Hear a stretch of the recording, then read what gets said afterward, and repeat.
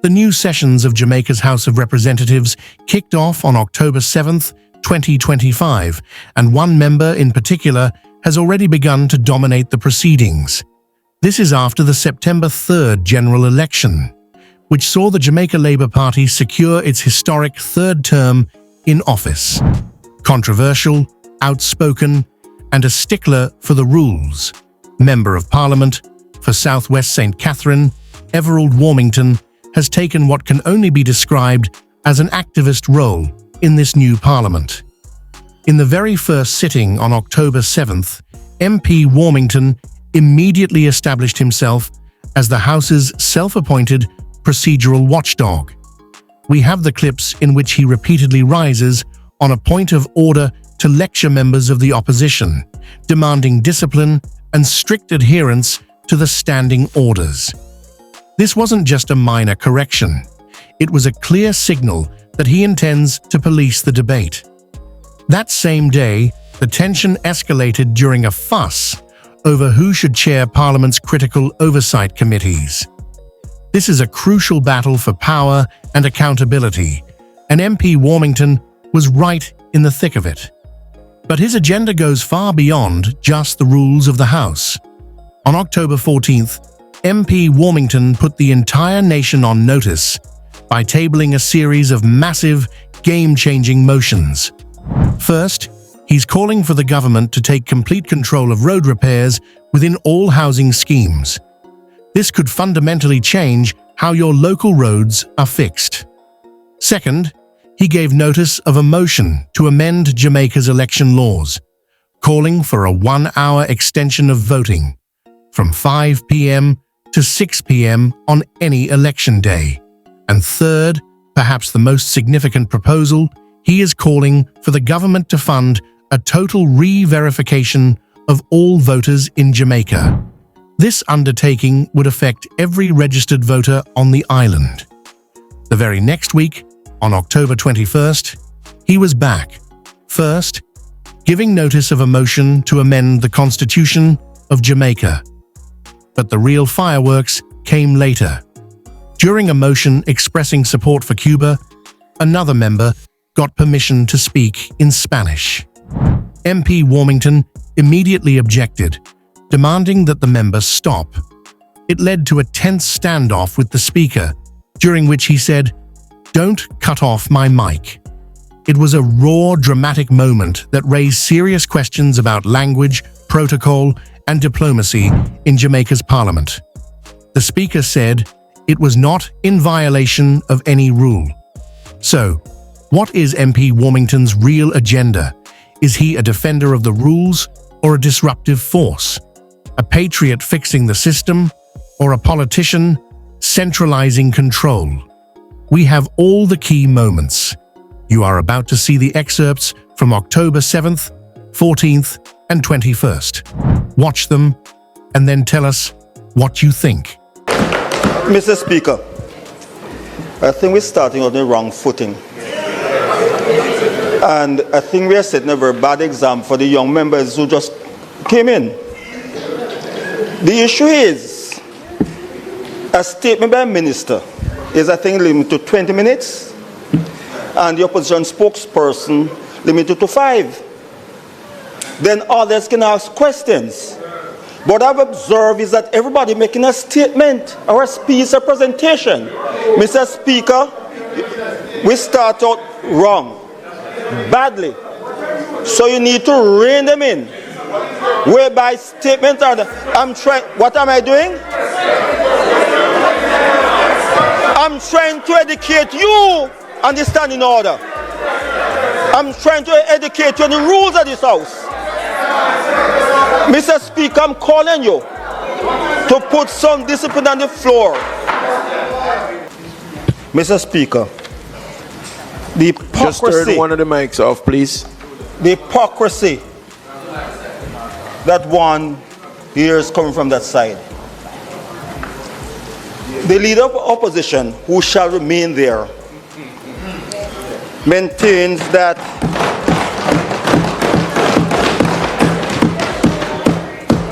he codes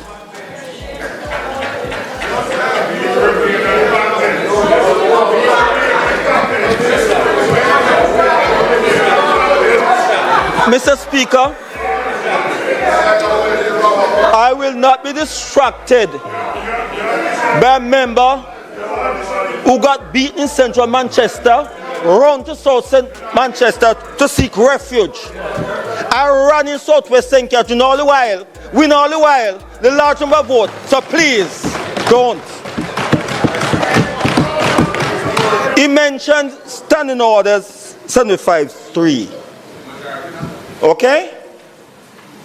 And it says plainly, may. It don't say has to be. It says may. Okay? It's 68-3 said, subject to provision of standing order number 71. A sessional select committee shall consist of not less than 6 members, including chairman, none of whom shall be minister or parliamentary secretary. All right? So you can always amend. And I came here, hold on. I came in 1980. And the only other 2 members who served here since then was Minister Chang and Mr. Bartlett. Okay? And since then, they've always come, they always maintained, and his government, notwithstanding standing order 75, he approved on his government constantly. So why it's so convenient today? Hold on, man, hold on. I served on committees while your government, and there were ministers who sat on those committees and chaired those committees. He said, notwithstanding, and you hypocrites support it then, live with it then.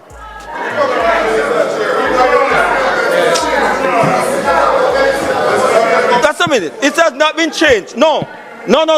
It has not been changed. Member. Bruce Golding came here. Member, sorry. Look here. You're rising on a point of... The language of hypocrites and pointing to us is unparliamentary, and I urge a member to withdraw. Withdraw what? Withdraw. What is that withdraw? Hypocrites? Well, all right. I wouldn't say hypocrite. I say hypocritical behaviors. Hypocritical behaviors. There's no way in this standing order that state that opposition members must chair committee in this house. No way in the world does it happen. Bruce Golding came here, made that statement. It's not written inside of here. We are guided by this. It was not amended. It was not amended to reflect that opposition members chair committee. He made that statement. Okay? Unless it is written inside here, hypocritical statements from that side must be rejected. Don't come with that. You voted for it. You voted for it. Who? You who? Met over Mark Golding. Look here. Don't let me go further than that. I beg to give notice that at the next sitting of the House, I intend to move the following motions. Whereas the road infrastructure in most of the housing schemes in Jamaica are in deplorable conditions, and while these roads continue to deteriorate without any maintenance by government, and where some of these housing developments are in existence in excess of 50 years, 40 to 50 years, and where successive governments at the central and the local government level have refused to assume full responsibility for these infrastructures, and where such actions by government result in severe difficulties and suffering for Jamaicans living in these housing schemes, and whereas these residents are taxpayers, most of whom are poor, less fortunate Jamaicans, be it resolved that Parliament calls on the government to immediately assume full responsibility for all road infrastructure in housing schemes throughout Jamaica, and commence with the repairs and rehabilitation needed to bring all these roads to proper and usable conditions. And be it further resolved that in all future developments, a condition of the development approval is that at the time of the issuance of the first title to a homeowner, the title to all road infrastructure and common areas be transferred to the local government, Kingston St. Andrew Corporation, or any other local authority, including but not limited to the National Work Agency, in order that such entity can exercise the right of ownership, inclusive of maintenance. Whereas Section 35, subsection 3 of the Representation of People Act states that the elector shall forthwith enter the enclosed area of the polling center, so provided, and there make a mark with a black lead pencil within the space containing the name of the candidate of his choice. And whereas there are other implements other than a black lead pencil that can also affect such mark for the candidate of one's choice, and whereas there are other marks other than a cross that an elector may make in a place containing the name of the candidate of one's choice, be it resolved that this Honourable House takes the necessary action to have the appropriate amendments done to Section 35, subsection 3 of the Representation of People Act to provide that any implement that an elector finds appropriate or convenient to use to make the required mark shall be lawful. And be it further resolved that further amendments be made to the said Section 35, subsection 3 of the Representation of People Act to make any mark on a ballot by an elector in the space containing name of the candidate of his choice or the intent of the elector can be discerned shall be valid and not limited to a cross. Be it whereas Section 41A, subsection 1 of the Representation of People Act specifies that every candidate in an election may appoint such person as he thinks fit to be outdoor agent and shall issue to any such outdoor agent appointed by him a certificate of appointment in the prescribed form, specifying the polling station in respect of which the agent is appointed. And whereas in many cases, returning officers, election day workers, and auxiliary or one-day police and members of security forces have prevented these said agents from effectively carrying out the functions for which they were appointed. And whereas the reason given is that these agents cannot be on the compound where the polling is being conducted, and in other cases that agents must be hundreds of meters away from the polling station. And whereas subsection 77(1), subsection 1 of the Representation of People Act does not apply to outdoor agents, and whereas section 41A, subsection 3 of the Representation of People Act specify the distance of the outdoor agent to be not less than 20 yards from polling station. And whereas no agent can carry out the function for which he or she is appointed, being such distant from where the poll is being conducted, be it resolved that section 41A, subsection 1 of Representative of People Act be amended to allow the person appointed by a candidate as his agent to be within the precincts of and closer than 20 yards to the polling station as now specified, so that agent will be able to carry out the duties for which that agent was appointed. Whereas subsection 33 of the Representation of People Act specify that the poll shall be taken in each polling station between the hours of 7 o'clock in the forenoon and 5 o'clock in the afternoon. And whereas there are changes to circumstances which have influenced the setting of the time for polling, and whereas we are now in an electronic age, be it resolved that section 33 of the Representation of People Act be amended, allowing the time for polling on election day to be between the hours of 7 in the forenoon and 6 in the afternoon. Where section 44(3) of the Representation of People Act states, if in the course of counting the votes, any ballot paper is found with the counterfoil still attached thereto, the presiding officer shall carefully conceal the number thereon from all persons present, and without examining them himself, remove and destroy such counterfoil. He shall not reject the ballot merely by reason of his former failure to remove the counterfoil. Be it resolved that this section be amended to add, or the counterfile having been removed above or below the perforated line. Whereby a partial verification of voters list was done more than 15 years ago, and whereas the current voters list reflects a distorted number of actual electors in Jamaica, but instead an inflated number, and whereas the number given after an election as a voter turnout do not reflect the true percentage, be it resolved that the government immediately provide the funds necessary for Electoral Office of Jamaica to embark on a total re-verification of the voters in Jamaica. Madam Speaker, I wish to give notice that the next sitting of the House shall move.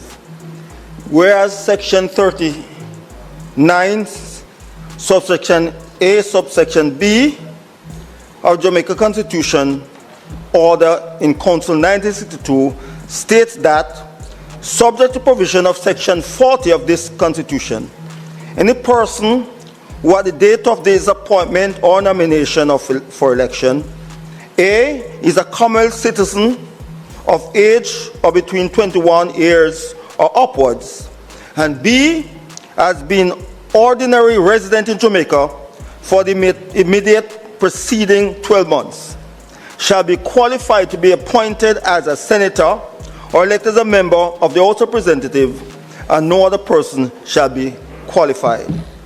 And whereas the current voting age in Jamaica is 18 years, and whereas Section 40, subsection 2, subsection 8 states, no person shall be qualified to be appointed as senator or elected as member of Parliament, a member of the House of Representatives, who is, by virtue of his own act, under any acknowledgement of allegiance, obedience, or adherence, to a foreign power or state. And whereas the Supreme Court of Jamaica interprets this to mean even the renewal of a passport by an individual born in a foreign country to be by Jamaican parents, and whereas circumstances have changed since the adoption of this Constitution in 1962, which has seen several amendments, and whereas a Jamaican should never be deprived of an opportunity to be elected to his House of Representatives by reason of holding a foreign passport.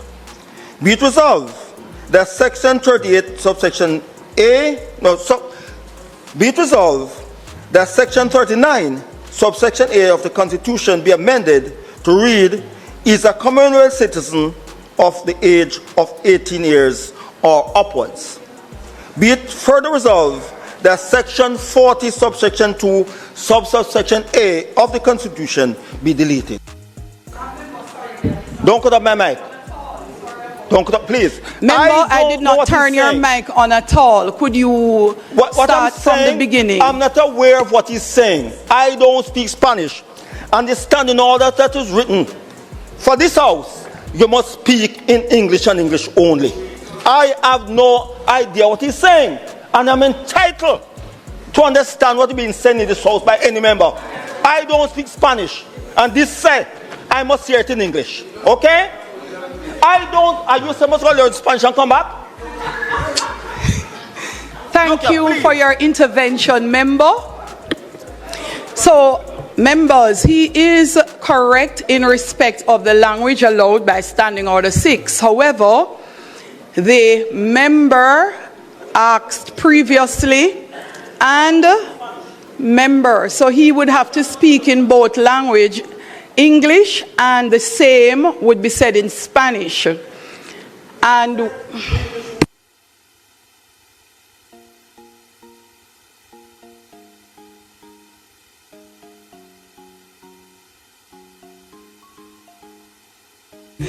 member, the standing order said the proceedings and debates of the House shall be in English language. All right, every petition shall be in the English language. That is Standing Order 6. However, member, you may have stepped out of the House. Before the member started the debate, before he began reading the resolution, he asked previously, and it was put to the House to allow him to speak in another language, which was Spanish, in solidarity with our, yes, he did. And I did. And it was so moved, separate and apart from the suspension of the standing orders for the motion itself. So yes, member, it was done.